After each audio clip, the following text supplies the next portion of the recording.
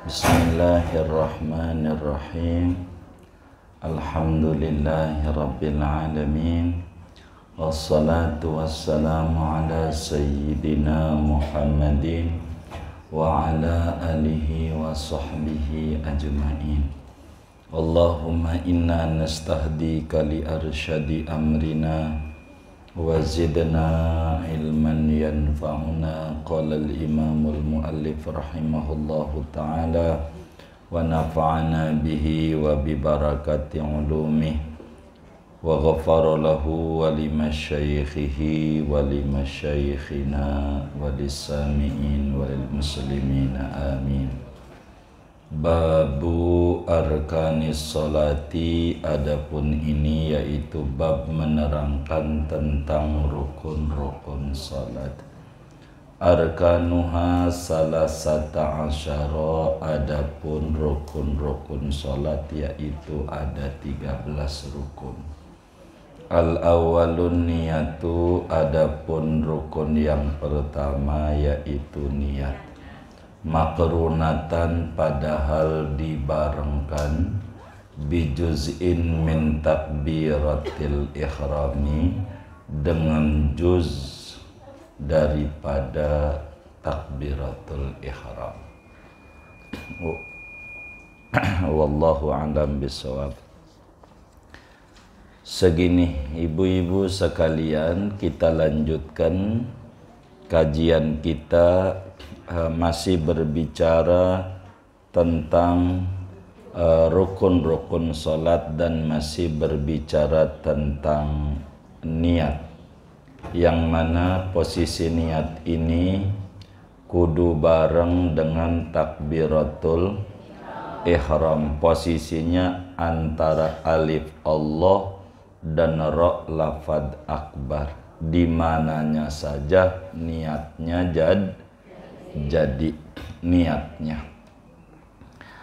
Jadi kenapa ini solat kudu pakai niat? Sebab solat ini kategorinya ibadah.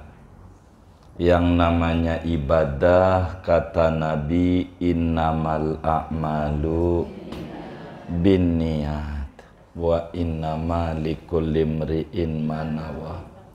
Kata Nabi, sesungguhnya sahnya ibadah yaitu dengan niat. Jadi ibadah enggak bakalan dihitung sebagai ibadah kalau tidak diiringi dengan niat. Oleh karena solat itu adalah ibadah, maka tentu solat juga perlu ada niat. Kemarin telah diterangkan cara niat ada 3. Ada 3 karena ada tergantung solatnya. Kalau solatnya wajib ada qasad, ada ta'arud, ada ta'in, begitu kemarinnya. Kalau solatnya sunnah punya waktu ada qasad, ada ta'in. Kalau sholatnya sunnah mutlak, qasad saja jadi. Begitu. Udah tuh ya, paham ya? Baik, ngomongin niat, sebelum kita niat ini ada beberapa sunnah yang harus dikerjakan oleh kita terkait dengan urusan niat. Mana yang disunnahkan? 1, menyebutkan angka rokaat. Menyebutkan angka rokaat itu hukumnya sunnah dalam niat. Kayak kita bilang sholat fardu duhur 4 rokaat, itu menyebut 4-nya nih sunnah. Menyebutkan bilangan rokaat itu sunnah. Kedua,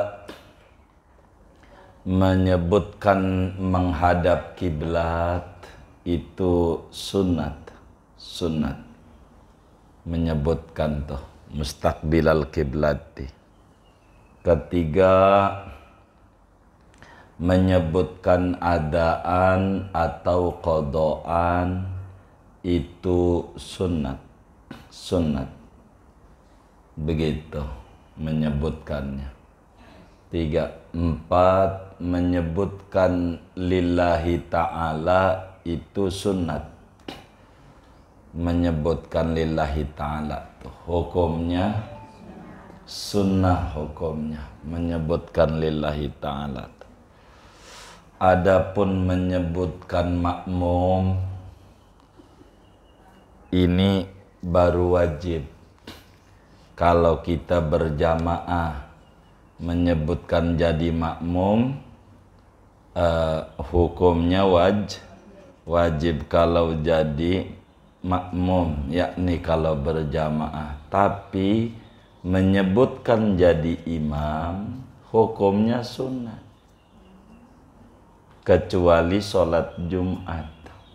Jadi ibu ngimamin nggak niat jadi imam nggak apa-apa, walaupun ada yang ikut, cuman ganjarannya 1 begitu, nggak dapat berjamaah. Sebetulnya kalau ngomongin niat nih ada yang kurang tepat begitu ya secara bahasa, tapi bahasa aja. Tapi udah kadongan begitu tuh, jadi nggak apa-apa begitu. Jadi bacaannya sebetulnya niatnya perempuan tuh kalau pengen sempurna, cuman udah kadongan nggak apa-apa lah bahasa begitu. Jadi pelafalannya nih, kalau perempuan tuh bukan mustaqbilal kiblati tapi mustaqbilatal kiblati, bukan makmuman tapi makmumatan. Itu bahasa pelafalannya yang sempurna. Jadi udah kadongan kita di perukunannya begitu, ya sudahlah. Jadi kalau perempuan tuh ibarat sholat zuhur, usolli fardhu zuhri arba'a raka'atin mustaqbilatal kiblati, begitu, mustaqbilatal kiblati, begitu adaan makmumatan gitu lillahi ta'ala, tuh baru sempurna. Tapi ini cuman bahasa doang, jadi enggak dibikin ribut oleh ulama. Tapi pembahasaannya enggak benar. Seperti enggak benarnya kita ngomong bahasa Inggris belacak begitu, padahal black dibacanya. Boleh, karena tulisannya begitu, tapi salah. Itulah seperti ibu salah membaca mustaqbilal kiblati, itu salah. Yang benarnya mustaqbilatal kiblati. Makmuman salah, yang benarnya makmumatan. Tapi udah kadongan lah bahasa, yang penting artinya hitam-hitam juga, mau black mau belacak juga artinya hitam, udah nggak apa-apa begitu. Cuman bahasa tidak rapi begitu, tapi nggak apa-apa, udah yang sudah ada itu diajarin di perukunan tuh udah dipakai, nggak apa-apa. Kemudian sunat niat ini dilafalkan, diucapin itu hukumnya sunat. Diucapin namanya dilafalkan. Niat ini adanya dalam hati. Niat nih adanya dalam hati. Nih hati itu, bagaimana hati itu kayak kita jadi adek diomelin oleh kakak kita. Kita mau ngelawan ndak berani, gede tinggi gede kokor, tapi kita begitu di hati ngomong awas lu po, ntar mak tuanya lu duluan begitu. Itu di hati ngomong begitu tuh bisa nggak? Bisa nggak? Bisa. Ada hurufnya nggak? Nggak ada suaranya. Nah itulah niat di situ tuh, begitu. Niat tuh di situ tempatnya, di dalam hati. Cuman sunat dilafalkan. Jadi melafalkannya ini hukumnya sunat. Kita ngomong, diomongin gitu, usolli fardhu zuhri arba'a raka'atin mustaqbilal kiblati adaan ma'muman atau adaan lillahi ta'ala. Ini ngomongin begitunya tuh sunnah, niatnya baca niatnya baca niatnya sunnah, niatnya wajib, membaca bacaan niat hukumnya sunnah tapi niatnya wajib. Sunnah tuh kita pakai usolli, ngomong usollinya tuh sunnah. Enggak usolli enggak apa-apa. Ibu sholat enggak pakai usolli enggak apa-apa. Yang penting di hatinya ada niat. Ngomongin usolli ini hukumnya sunnah. Usolli ini sunnah saja. Usolli itu sunnah. Untuk apa usollinya ini? Untuk ngebantu hati biar enggak kemana-mana. Karena hati kita ini banyak yang dipikirin. Maka agar supaya konsen hati itu niatnya diucapin. Usolli fardhu duhuri dan seterusnya. Ini ngebantu hati. Ini contoh. Ini ada kaleng kerupuk, dari kaleng gede, atau kita ngitung pisang goreng, dagang pisang goreng mau naruh di warung. Bisa ngitungnya di hati.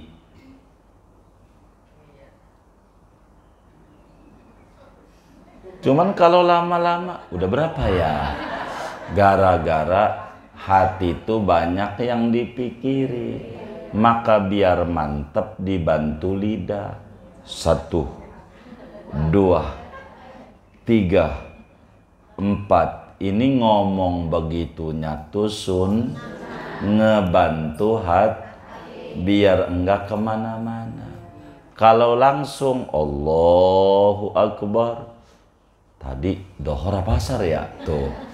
Begitu, tadi 3 apa 4 ya? Begitu, gara-gara enggak melafalkan niat. Jadi melafalkan niatnya nih sunnah, biar hati kita enggak kemana-mana. Tapi usollinya nih bukan niat, namanya bacaan niat. Kalau bacaan pakai mulut, niat mau pakai hati. Yang direken oleh agama hati, bukan mulut. Jadi sehingga ibu enggak pakai usolli, sholatnya langsung Allahu Akbar, enggak apa-apa. Yang penting di hatinya ada niat. Yang penting di hatinya nih ada niat.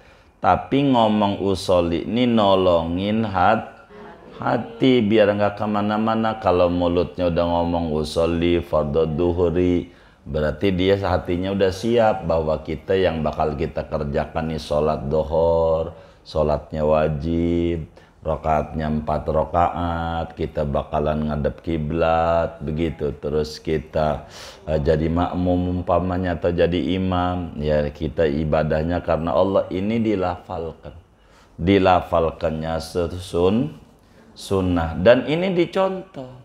Kesunahan melafalkan ini pada orang yang mau nikah. Orang akad nikah tuh ada sambutan mempelai laki-laki, ada sambutan mempelai wanita, gitu. Itu enggak pakai itu juga udah jadi. Orang tenda udah dipasang, penghulu udah dibilangin, undangan udah disebar. Kata si yang lakinya nih bilang, saya datang nih minta dinikahin, kira-kira diterima apa enggak? Itu udah tenda udah dipasang, penghulu udah ada, masih kagak diterima. Cuman ngomong begitunya tuh sunat, ada seremoni. Jadi ini usolli ini nolongin kata hati supaya hati kita enggak kemana-mana hati kita tuh. Tapi ingat, kalau mulutnya usolli hatinya enggak niat, enggak sah sholatnya. Hati niat, mulut enggak baca, sholatnya tetap sah. Sebab membaca niat hukumnya sunat saja. Namun hal yang paling penting buat kita berbicara niat, ada kalanya orang tuh enggak paham tentang niat sehingga sholat tuh kagak jadi-jadi. Takbirnya Allah sampai diputer-puter, Allah kagak jadi lagi. Allah kagak jadi, sampai imam waladhdallin belum rapi. Yang waladhdallin sampai imam baru summa latus alunna yauma idzin anina imru. Allah Akbar jadi. Begitu. Ini mau ngapain nih? Takbir enggak jadi-jadi nih. Karena dia enggak paham nih. Ada was-was. Jadi Allah enggak jadi lagi. Allah enggak jadi. Nah, bagaimana kalau kita ngalamin kayak begitu tuh? Berbicara niat. Wis kalau kita ngalamin kayak begitu urusan tentang niat, ikut aja dah ulama madhab Abu Hanifah. Imam Abu Hanifah tuh boleh niat duluan sebelum takbir. Boleh. Imam Abu Hanifah itu boleh saja dalam pandangan Imam Abu Hanifah niat duluan sebelum takbir. Itulah yang usoli ibu baca. Begitu. Jadi ibu sebelum sholat nih, kalau ibu bingung takbir gak jadi-jadi, aku niat sholat dhuhr 4 rakaat menghadap kiblat ada karena Allah Ta'ala. Udah tuh, Allahu Akbar, udah jadi. Kata Imam Hanifah, kalau takbirnya kagak jadi ada tuh orang kita temuin kagak jadi lagi. Soli Allah. Soli mau ngapain? Sholat susah amat yang kayak begitu. Sampai diputer-puter. Macam-macam. Saya nggak paham kalau seturu-turu ibu-ibu begitu ya. Saya nggak tahu begitu. Tapi kalau kita orang laki ini di masjid ketemu macam-macam. Begitu macam-macam begitu. Iya, takbirnya macam-macam. Nah, niat ini nih dilafalin. Kalau kemudian kita nggak bisa, bakal muncul was-was. Akhirnya niatnya nggak jadi-jadi, bahkan takbirnya nggak jadi-jadi. Wis, pesan saya bagi orang yang model kayak begitu, niat dulu baru takbir dah. Jadi masih ada kiainya. Begitu. Bagi orang yang kayak begitu tuh, kasihan yang was-was nih, sholatnya nggak jadi-jadi mulu. Sampai kapan mau sholat dia? Nggak jadi lagi. Ini nggak benar nantinya yang kayak begini, karena dia nyulitin diri. Kata Nabi, man syaddada fiddin suddida alaih. Siapa yang nyulitin diri dalam agama, akhirnya dia ribet sendiri gitu. Kita nggak usah gitu. Nah, niat waktu melafalkan ini. Nah, sebelum kita niat dalam sholat nih, kalau kita sendirinya semuanya. Kalau mau sholat kita baca surat An-Nas, baca surat An-Nas sebelum sholat. A'udzubillahi minasyaitonirrajim. Bismillahirrahmanirrahim. Qul a'udzu birabbin nas, malikin nas, ilahin nas, min syarril waswasil khannas, alladzi yuwaswisu fi sudurin nas, minal jinnati wan nas. Baru ibu usolli. Jangan nggak baca An-Nas, biar sholat kita punya nilai besar di mata Allah. Karena lagi sholat ini nih, setan paling banyak masuk. Dalam sholat itu setan tuh paling banyak ngeganggu orang sholat. Paling banyak. Makanya baca surat An-Nas dulu sebelum kita sholat, sebelum sholat jangan enggak baca surat An-Nas, minta pertolongan nama Allah, jangan sampai ada setan ganggu kita dalam sholat. Jadi setan tuh demen banget ngeganggu orang dalam sholat, itu luar biasa.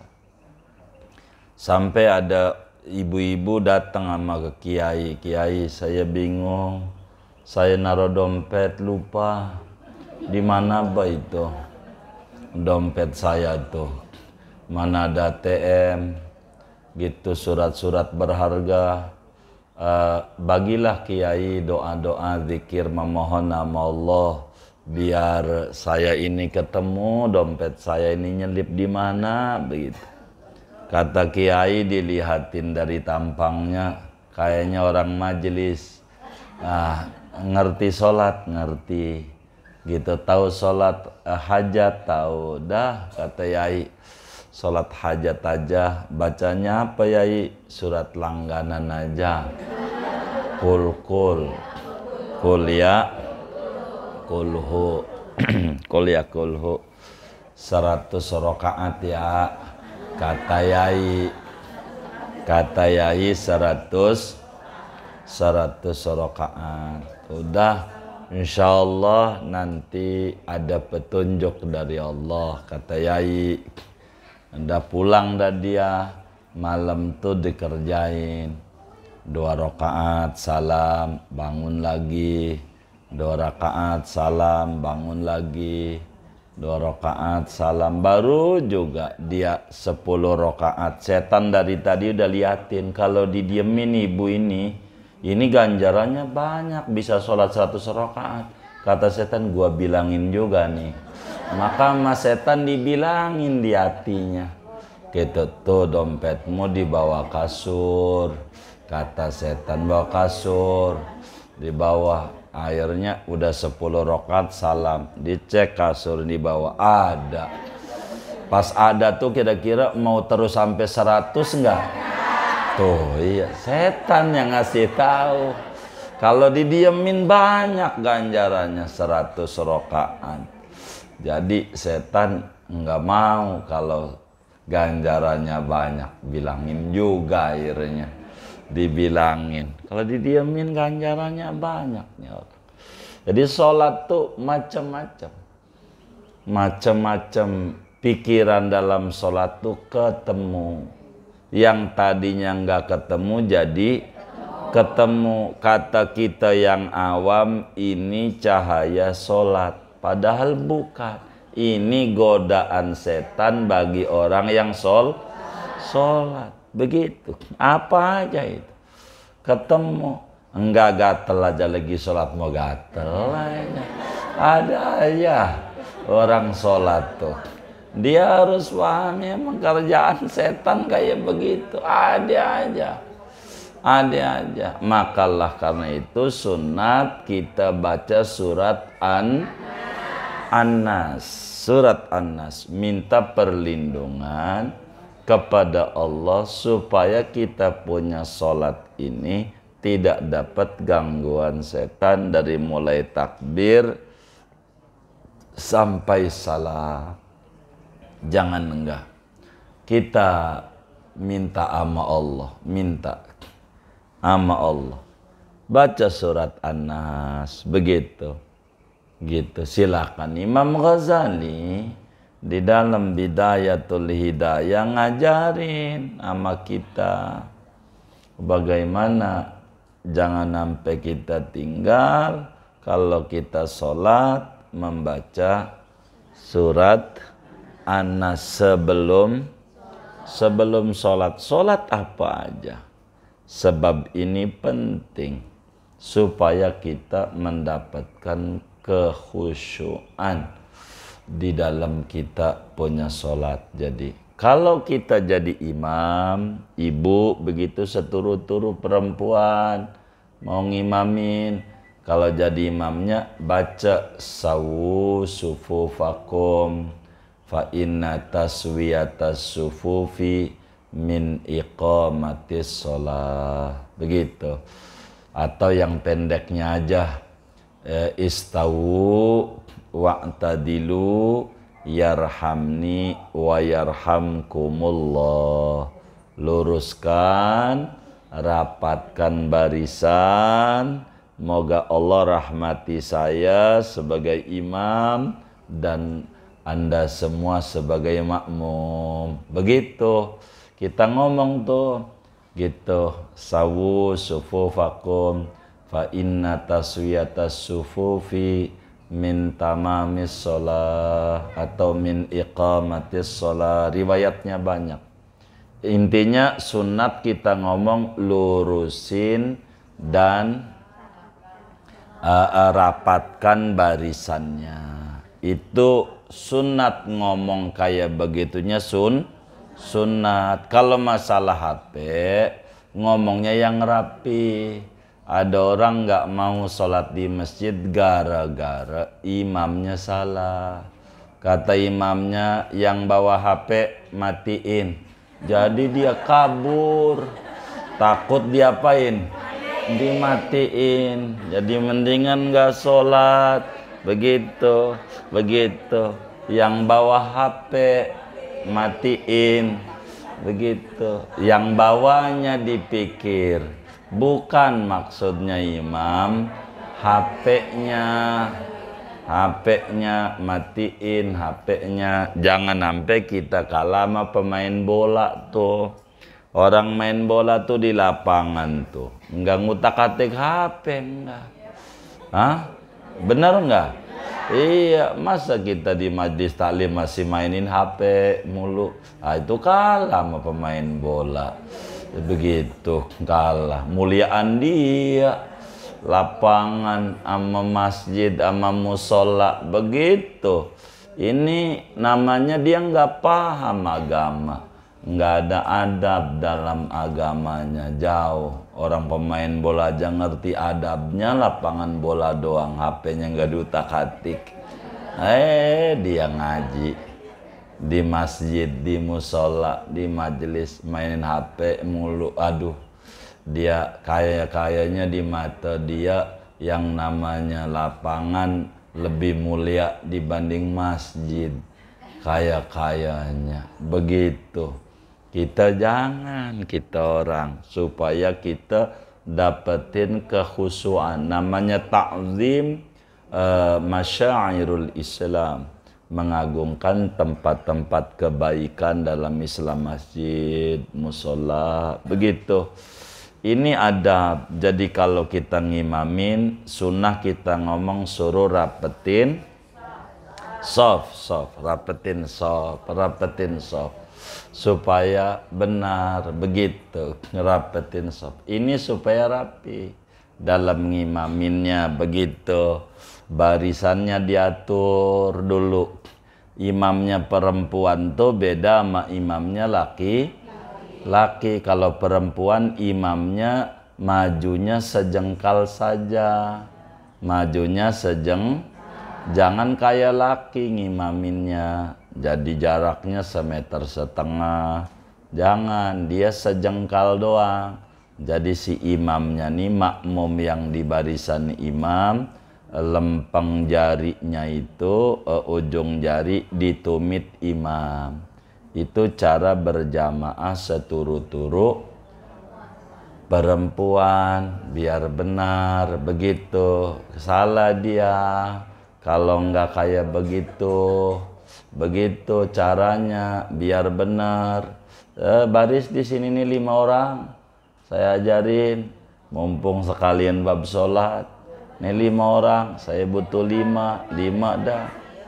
5 nggak ada, ya nggak apa-apa. Kalau nggak mau diajarin mau nggak apa ya. Begitu, gitu.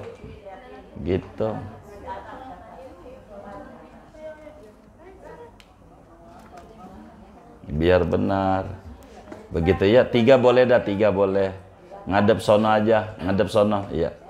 Coba baris lempeng dulu, ikutin garisnya nih. Baris di sini ikutin garisnya, kakinya tumitnya lempeng. Tumitnya, bukan ujung jarinya. Tumitnya lempeng garis. Nah, rada rapet. Nah, imamnya maju sedikit, lempeng dengan jempol kakinya makmum. Nah, tuh namanya itu berjamaah perempuan. Kayak begitu. Coba sedekap, sedekap, sedekap. Nah, tuh begitu namanya berjamaah. Berjamaah perempuan. Tuh imamnya sejengkal doang. Begitu. Imamnya kayak begitu. Jadi kalau makmumnya, kalau imamnya salah tinggal tangan gerak juga tahu. Begitu. Jangan kayak laki, coba mundur yang dua, bunda, mundur yang dua, terus mundur. Ya rapat, biasa kayak orang laki, terus rapat, rapat. Nah, biar di tengah. Kalau begini ibu ganjarannya atuh mulu berjamaah tuh perempuan. Nggak pernah dapat 27. Karena ibu nggak pakai ajaran nabinya. Begitu. Iya, begitu diatur sama Nabi. Begitu kalau perempuan bagaimana berjamaahnya, orang laki benar nggak boleh kayak begini. Imamnya di situ, ini orang laki namanya, berjamaahnya orang laki. Berjamaah perempuan tuh barisnya lempeng kayak tadi, coba bunda kayak tadi. Nah, tuh begitu. Jadi kalau imamnya salah coba ditepuk pakai tangan. Nah, bukan pakai gini budak-budak. Nih liatin saya. Nah, begitu tuh. Nah, jadi tangan geraknya aja tahu. Tangan geraknya. Begitu. Gimana mau ngingetin imam kalau di belakang? Coba di belakang kayak tadi. Baris lagi kayak tadi belakang. Nah, coba ibunda tepuk tangan kanan ke kiri. Jangan ngetang. Nah, iya. Lah kagak tahu ngapain itu. Ada nyamuk kali ya, begitu. Makanya diatur cara baris tuh dalam agama. Barisnya kayak tadi, baru baris dua normal tuh. Baris dua nggak ada pengimaman buat perempuan, nggak ada. Begitu mau orang laki. Begitu diatur oleh agama. Nggak boleh selagu-lagu kita. Nggak boleh duduk lagi. Kita nggak boleh ibadah selagu-lagu kita. Kita ini namanya muslimah. Apa tuh muslimah? Orang yang nurut sama Nabi, punya aturan. Jadi bagaimana cara sholat kita seluruh perempuan? Diatur sama agama.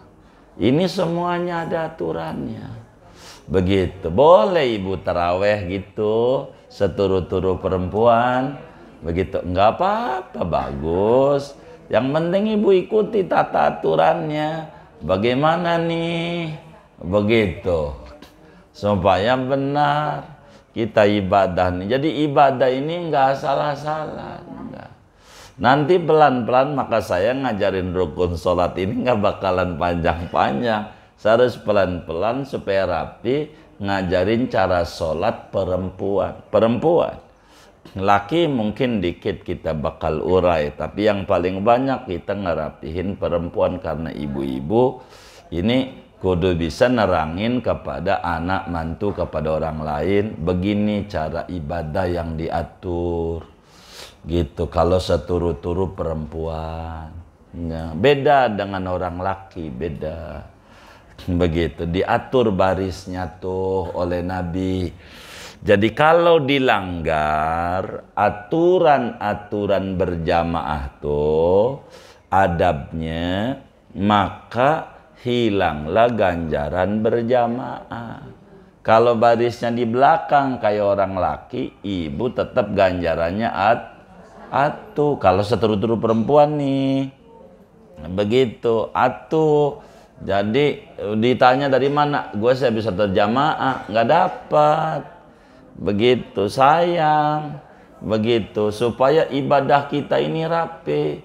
Gitu. Sholatnya sah, sholatnya sah, cuman ganjarannya atuh karena enggak mengikuti aturan berjamaah. Bila aturan berjamaah itu dilanggar adabnya, maka ganjaran 27 jadi hilang. Jadi balik ganjaran satu, kayak kita jadi imamnya. Imamnya aturan berjamaah, niatnya kudu imaman. Kita nggak niat imaman, nggak apa-apa. Sholat kita sah sebagai imam, tapi ganjarannya satu. Begitu, karena dia melanggar aturan berjamaah. Aturan. Nah ini nih yang kita harus rapihin gitu. Insya Allah nanti pokoknya ke depan ngaji kita cara-cara sholat Nabi nih untuk perempuan, biar ibu rapi dalam ibadah kita nih, bakalnya nikmat.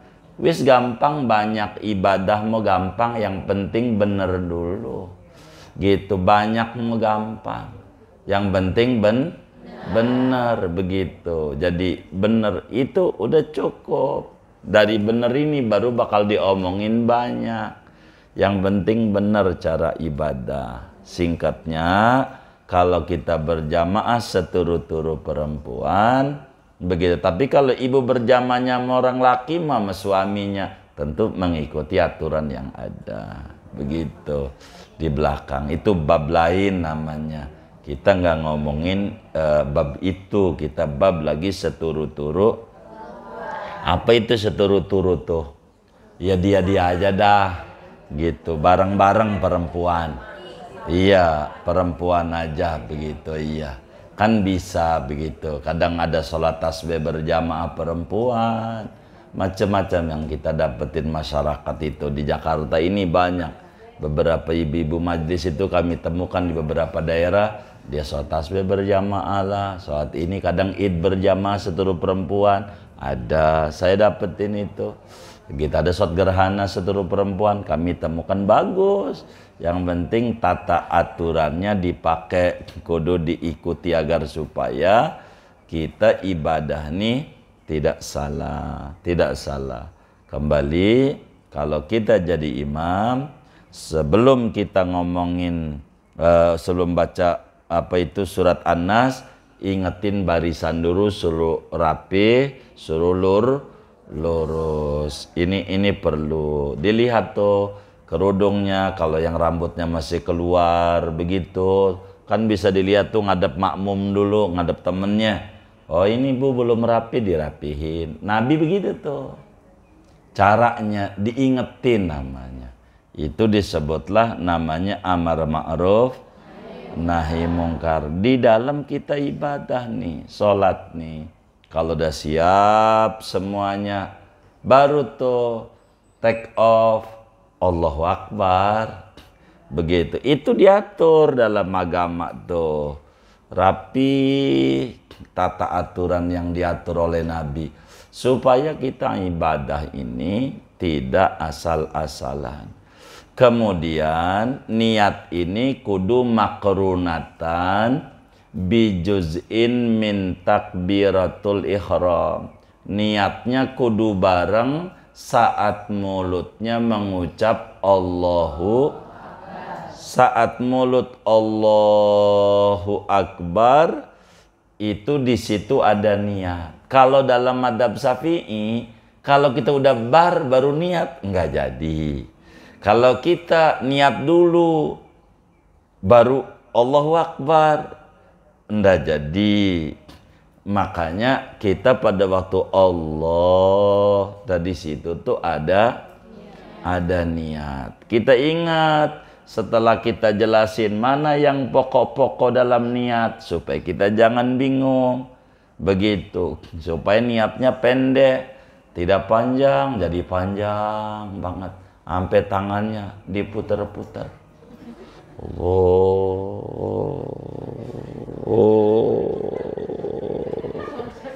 Ngapain kayak gitu-gitu tuh? Iya begitu. Iya, ini kurang paham gitu yang kayak begini. Ini nih yang harus dirapihin. Secara bacaan yang wajib takbir. Kan kembali yang namanya sholat dimulai dengan takbir ihram itu tuh yang wajib untuk dibaca. Usolli enggak wajib. Tapi usolli ini nolongin pada waktu mulut ngomongin Allahu Akbar, karena di situ ada nih niat. Sama seperti ibu puasa. Kan puasa suka rame-rame. Mari kita sama-sama niat puasa Ramadan. Bismillahirrahmanirrahim nawaitu, itu bukan niat, namanya bacaan. Habis itu tuh dibimbing cara niat di hatinya. Aku niat puasa esok hari gitu, menunaikan fardu bulan Ramadan tahun ini karena Allah Ta'ala, begitu. Itu niatnya tuh yang di hati. Kalau yang tadi tuh namanya bacaan niat, bukan niat gitu. Mari kita sama-sama niat puasa, bukan Bismillahirrahmanirrahim nawaitu, tuh bukan niat puasa, namanya bacaan niat. Wong niat mau tempatnya di hati. Jadi abis nawaitu sama godin tuh diingetin, niat ya dalam hatinya, begitu. Kalau ibu nih ngebimbing anak yang umur 7 tahun 8 tahun niat puasa, bimbing dulu, ayo sama-sama kita baca gitu. Nawaitu sama godin an adai fardhi syahri ramadhani hadis sanati lillahi ta'ala. Baru ya niat di hatinya begini nih, aku niat, mulutnya ngikut, aku niat. Bukan di hati, diem aja mulutnya, hatinya aja ngikut. Aku niat puasa, disuruh di hatinya aja, begitu. Itulah niat, begitu. Bukan yang dibacanya, begitu. Itu namanya bacaan niat. Tujuannya tadi, bacaan niat itu untuk ngebantu hati, karena hati ini banyak yang dipikirin. Dibantulah dengan mulut, dengan usul itu ngebantu sunat-sunat. Ada ajarannya dari Nabi, ada. Kalau kita haji suka dibaca rame-rame ayat niat ihram. Nah, siapa yang mau umroh buat sendiri, barisnya sebelum hari. Siapa yang umrohnya buat badal sebelum hari, ayo. Nawaitu, tuh namanya baca niat. Ayat niatnya begini nih, begitu. Itu namanya ada bacaan, ada niat. Ini bacaannya ini disuruh oleh Nabi. Dari bacaan haji itulah muncul bacaan-bacaan yang lain. Begitu, dalilnya qiyas namanya. Bacaan tuh Nabi ajarin kalau kita haji, nawaitul hajja wa ahramtu bihi lillahi ta'ala labbaik Allahumma bihajjatin. Kalau umroh apa, nawaitul umrata wa ahramtu biha lillahi ta'ala labbaik Allahumma bi umratin. Ini bacaan niatnya ini nih. Dan ini nih kita ngaji pelan-pelan, dan saya tidak bakalan banyak-banyak ngajarinnya, tapi mudah-mudahan sedikit saya biar bisa paham maksud saya, supaya saya tuntas. Kemarin nih mestinya sampai semari, cuma kalau sampai mari saya bisa sampai jam 4 nampaknya menerangkan. Mestinya hari ini kita ngomongin takbiratul ihram, tapi nggak mengapa ngaji sedikit-sedikit, yang penting kita bisa memahami cara-cara ibadah kita yang benar kepada Allah Subhanahu wa Ta'ala. Nanti kita ajarin cara takbirnya perempuan bagaimana, jangan kayak laki. Intinya walaupun materi belum masuk, perempuan mau jangan jauh-jauh tangannya dari ketek. Perempuan mau pokoknya tempelin tangan dengan ketek. Jangan kayak orang laki. Takbirnya jangan begini, jangan keteknya terbuka. Mengurangi ganjaran, ibu makin dikit ganjarannya, sayang. Begitu, ibu mau perempuan, begitu. Sholatnya caranya perempuan. Jadi nanti ada beda dengan orang laki. Ada beberapa yang beda gerakan, modelnya. Kayak tadi udah kita ajarin qomat ibu. Sebelum sholat qomat pertemuan yang lalu. Orang laki adzan nama qomat, begitu. Itu perbedaannya. Adzan kita nggak banyak terangin, qomat karena urusannya dengan ibu-ibu nih majelis, supaya kita muqtadul hal dan muqtadul maqam, sesuai dengan keadaan yang kita pelajari, supaya benar kita ibadah. Begitu. Pokoknya tangan nggak ada yang namanya jauh dari ketek kalau perempuan. Sampai salam, sujudnya, rukuknya, apanya nempel terus. Tapi saya udah pakai Rexona, biar pakai Rexona 7 tetap aja. Jangan. Karena itu mengurangi ganjaran. Jadi ibu boleh belajar sama orang laki, sama bapaknya, sama suaminya atau ayahnya, tapi jangan belajar lihat, tapi belajar nanya, gimana sholat kami, begitu. Karena lihat bakal beda antara orang laki dan orang perempuan, ditata dan diatur supaya kita rapih adanya. Dah kurang lebih begitu tuh niat, begitu. Jadi kembali, bila kita kesulitan niat ini bareng dengan takbir, enggak apa-apa bagi orang yang was-was, taklid aja kepada Imam Abu Hanifah, niat dulu sebelum takbir. Kalau memang yang orang takbirnya kagak jadi bilangin begitu. Udah ente meniat dulu nggak apa-apa. Begitu ada kiainya begitu. Nggak apa-apa begitu. Karena daripada dia sholatnya nggak sah mulu, nunggu mau ruku baru jadi, nunggu mau ruku baru jadi. Wudhu aja begitu, ada yang lama banget wudhu, wajah aja nggak kelar-kelar setengah jam begitu, putih juga kagak begitu, mau ngapain begitu. Karena memang setan tuh banyak, ada walhan namanya, setan yang ganggu orang ibadah, dan ini merupakan kerugian besar buat kita bersama. Mudah-mudahan Allah selamatkan kita semuanya, amin ya rabbal alamin. Dah segini habislah saya nerangin tentang niat dan sunnah-sunnahnya. Nanti kita ngomongin tentang takbiratul ihram dan sunnah-sunnah serta syarat-syarat takbiratul ihram pada pertemuan mendatang. Buat tanya jawab saja. Ada yang ditanya mungkin dari materi ini atau di luarnya sebelum doa, silahkan. Wallahu a'lam.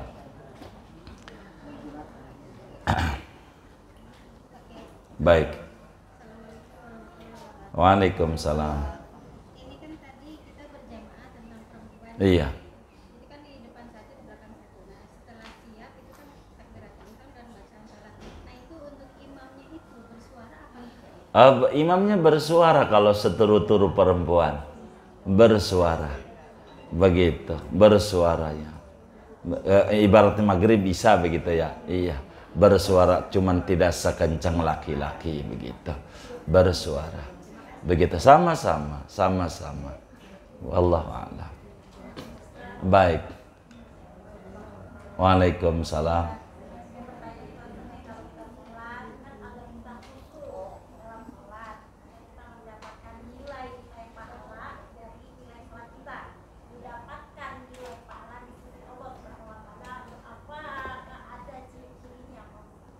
Ya itu makanya diajarin tuh kenapa baca surat An-Nas, baca apa tadi itu dalam rangka menuju sholat kita menuju khusyuk.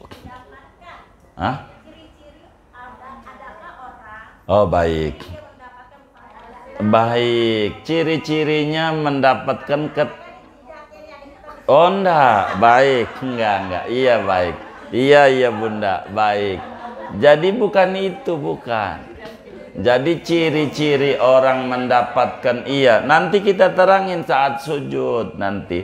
Jadi ciri-ciri daripada orang mendapatkan kekhusyuan salat adalah husulul falah, mendapatkan kebahagiaan dunia dan akhirat, mendapatkan ketentraman hidup. Ala bidzikrillahi tatmainnul qulub. Ketahuilah dengan sholat itu hati jadi tentram. Dengan sholat yang benar akan mendapatkan tanhanil fahsai wal munkar. Adapun masalah jidat hitam, ini bukan sebagai ciri bahwa dia sholatnya iya gitu, enggak juga bid. Sebab ada nyai-nyai yang sholatnya dari dulu enggak hitam-hitam juga. Ada yang baru 2 hari sholat hitam juga. Bisa aja daripada karpet penyebabnya. Jadi bukan min asari sujud, min asari karpet. Jadi bukan karena itu begitu, bukan karena itu. Tapi kita husnudzan kepada orang jadi hitam berarti dia ahli ibadah. Gitu, tandanya jidatnya hitam itu ahli ibadah begitu. Kita husnudzon aja ngelihat yang jidatnya hitam tuh ahli ibadah begitu, ahli ibadah begitu. Mungkin sholat tasbihnya sehari bisa 5 kali begitu kan, sujudnya lama itu ya, mungkin begitu kali, mungkin begitu. Iya, jadi sujud normal, begitu, sujud normal. Jadi di antara hasil daripada kita sholat khusyuk itu, tentu di antara hasilnya adalah kebahagiaan. Kata Allah dalam Al-Quran, qad aflahal mu'minun alladzina hum fi sholatihim khashi'un. Orang yang sholatnya khusyuk dapetin qad aflaha, namanya husulul falah, dapetin keberuntungan, kesuksesan. Begitu juga pada ayat yang lain, inna sholata tanha anil fasya'i wal munkar. Salat yang khusyuk bisa mencegah dari yang keji dan yang mungkar.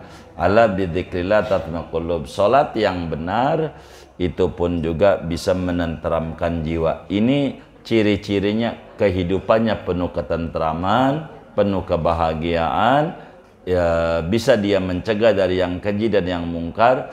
Inilah diantara buah daripada ibadah yang dia kerjakan. Kurang lebih begitu. Allahu a'lam. Iya. Baik. Waalaikumsalam.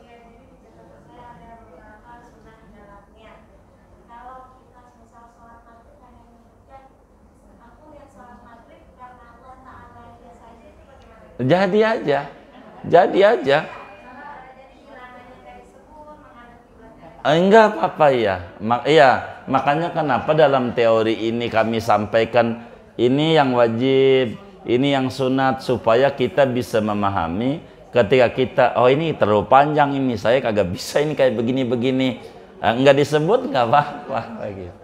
Boleh saja ya. Boleh. Artinya pahala daripada penyebutan ini aja gitu, bukan keseluruhan. Jadi sholat ini sebetulnya pahalanya enggak kehitung banget.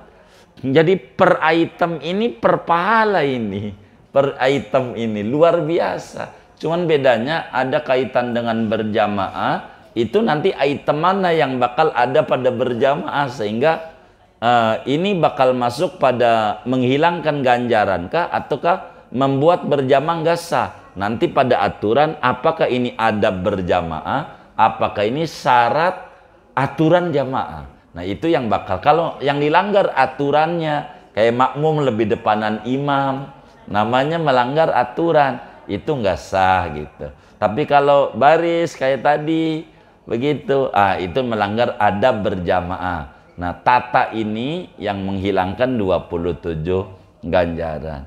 Kalau yang kayak begitu enggak ngaruh pada berjamaahnya, enggak. Sama-sama. Allah a'lam.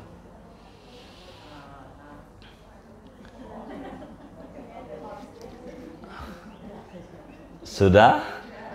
Iya, baik. Kalau sudah, kita baca Fatihah. Ini ada infak dari para hamba-hamba Allah. Ini dari Ibunda Marsiti. Minta didoakan anaknya Robiatul Adawiyah binti Kusriyadi, dan juga pahalanya untuk almarhum Bapak Faraji bin Muhammad dan Manwar bin Adam. Ini juga dari Bunda Haja Sa'diyah, pahalanya untuk almarhum Haji Mukhtar bin Haji Umar, Haji Saidi bin Kion, Haja Absa binti Abdul Qadir, Haji Umar bin Embet, Haja Ipa binti Haji Idris. Ini infak pesantren 800.000 rupiah dari Rizki Anggraini binti Asma. Ini juga dari hamba Allah. Kita baca Fatihah untuk para hamba-hamba Allah ini semuanya, mudah-mudahan infaknya diterima oleh Allah, diganti berlipat-lipat ganda, diberikan rezeki yang luas, yang halal, yang barakah, disehatkan zahir dan batinnya, anak keturunannya dijadikan hamba Allah yang salihin dan salihat. Allah qabul hajat dunia, hajat akhiratnya, dan Allah subhanahu wa ta'ala sampaikan ganjaran pahalanya kepada almarhum almarhumah semua yang beliau niatkan ini kubur mereka menjadi raudhah min riyadil jannah. Allah bahagiakan di alam barzakhnya, Allah muliakan di alam barzakhnya, Allah senengin di alam barzakhnya. Dengan wasilah infak ini kuburnya penuh dengan cahaya keridhaan, cahaya ampunan dan rahmat besar dari Allah Subhanahu wa taala. Amin. Al-Fatihah.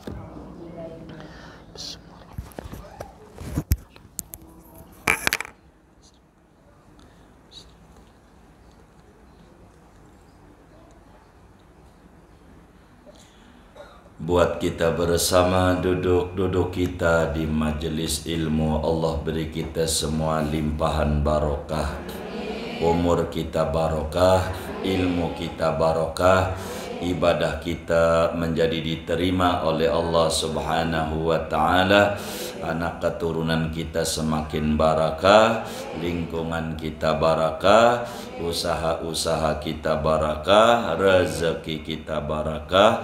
Allah beri kita semuanya barakah dunia, barakah akhirat. Amin. Al-Fatihah.